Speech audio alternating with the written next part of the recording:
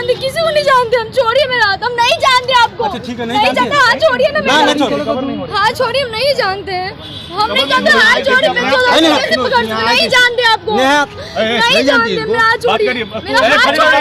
एकदम खड़ी रहो, यहीं पे एकदम खड़ी रहो। पापा है नहीं? नहीं, कोई नहीं मेरे, कोई नहीं पापा नहीं है। अजब लड़की की गजब कहानी। भाई बाप को पहचानने से किया इनकार। जी हाँ साथियों, आप भी सुनकर सन्न रह जाएंगे। नेहा नाम की लड़की सीतामढ़ी में पढ़ाई करती है। पढ़ाई के दौरान सीतामढ़ी के ही लड़कियों से दोस्ती हो जाती है। हालांकि नेहा कुमारी के जितने सखी बनी हुई लड़कियां थी वो पटना में शिफ्ट हो जाती हैं पढ़ाई के नाम पे। कुछ ही समय के बाद ये सब लड़कियां नेहा कुमारी को भी कॉल कर बुलाने लगती हैं। नेहा कुमारी भी पटना में जाकर शिफ्ट हो जाती है। घर पे बताती है कि मैं वहाँ पे जॉब करूँगी और पढ़ाई भी करूँगी। हालांकि घर वाले भी पैसा वैसा देकर उससे पटना के लिए जाने दिया। अब नेहा कुमारी बार बार पैसे की मांग कर रही थी और लोग दे भी रहे थे। जब घर के लोग फोन लगाते नेहा कुमारी के मोबाइल पे तो मोबाइल स्विच ऑफ बोलता और वो लड़की नेहा कुमारी अपने सखियों के मोबाइल से पैसे की मांग बार बार करती। अब गार्जियन को शक होने लगा कि ऐसा कौन सा नौकरी कर रही है कि बार बार पैसे की मांग कर रही है। अब गार्जियन लोगों का माथा ठनकने लगा। नेहा कुमारी के कहने के अनुसार पैसा भी लगाए और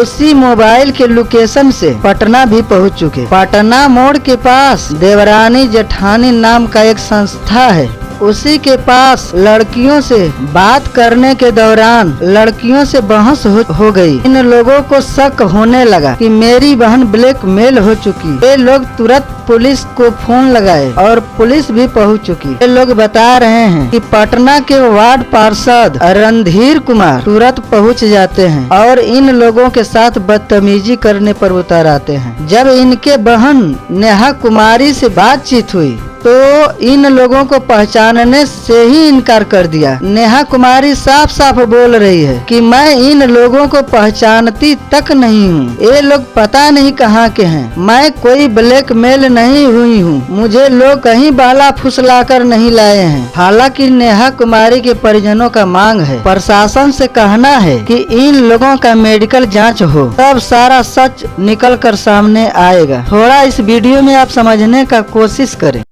किसी को नहीं जानते हम। छोड़िए मेरा हाथ, हम नहीं जानते आपको। अच्छा ठीक है, नहीं जानते। हाथ छोड़िए ना मेरा।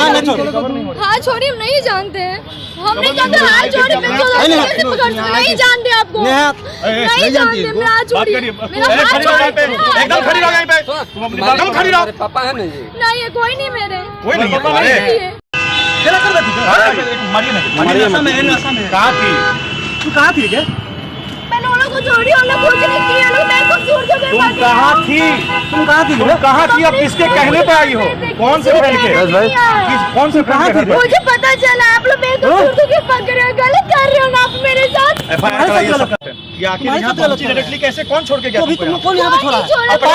पार्षद छोड़ा। अभी तो बेहोश हो रही थी तुम। खेला करा, नाटक करा है। कोई खेला जा, आप मेरा हाथ छोड़िए। मारेंगे तुम सही साइलेंट हो। नेहा हमको नहीं जानते, नहीं जानते आपको, हम किसी को नहीं जानते। छोड़िए मेरा हमको नहीं जानते आपको कौन है, हम नहीं जानते। क्या मामला है? आपकी बेटी है?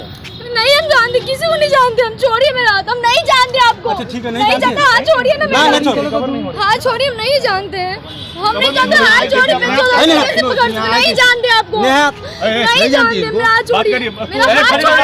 एकदम खड़ी रहो, यहीं पे एकदम खड़ी रहो। पापा है नहीं? मैं भाई हुआ। लड़की का भाई हूँ जी, मैं भाई है।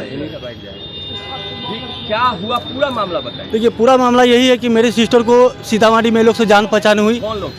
यही लड़की लोग जो है जो सीतामढ़ी में रहती थी, पढ़ाई करती थी। माने कि मेरा भी सिस्टर वहीं पे पढ़ाई करती थी और उसी क्रम में इन लोग का परिचित हुआ। तो परिचित होने के बाद ये लड़की लोग पटना में आके शिफ्ट हो गई। तो मेरे सिस्टर को किसी न किसी फोन कॉल के द्वारा वहाँ पे इनको कांटेक्ट करके पटना बुलाया गया।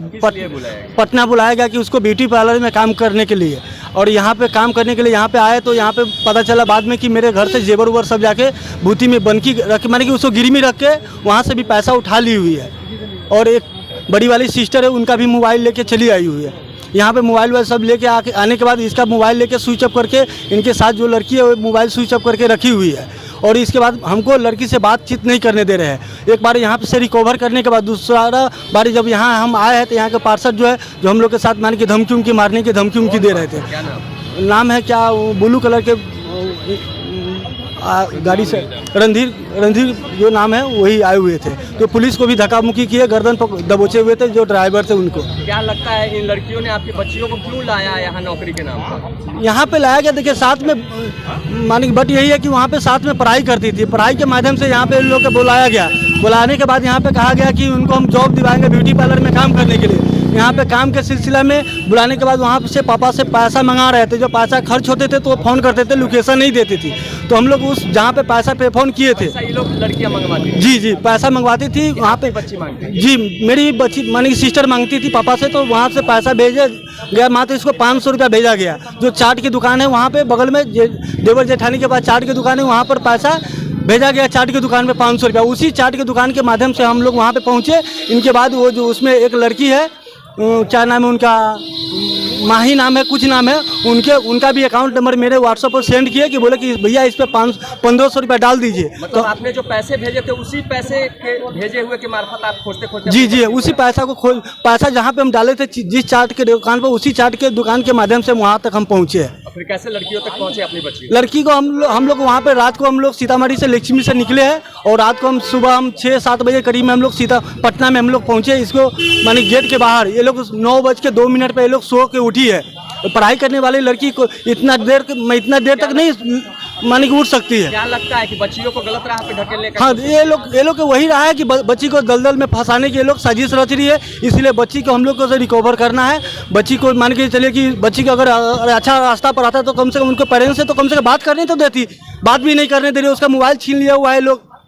है, इसकी भी गहराई से जांच होनी चाहिए। दूसरा मेरा एक और मांग है यहाँ की लोकल प्रशासन से, सारी लड़कियों का मेडिकल टेस्ट हो। वो यहाँ पढ़ने आई हैं और यहाँ कर क्या रही हैं पता चले और उनके गार्जियन को भी खबर किया जाए कि वो यहाँ क्या कर रही हैं। इससे क्या है ना, बहुत लोगों का जिंदगी बच सकता है।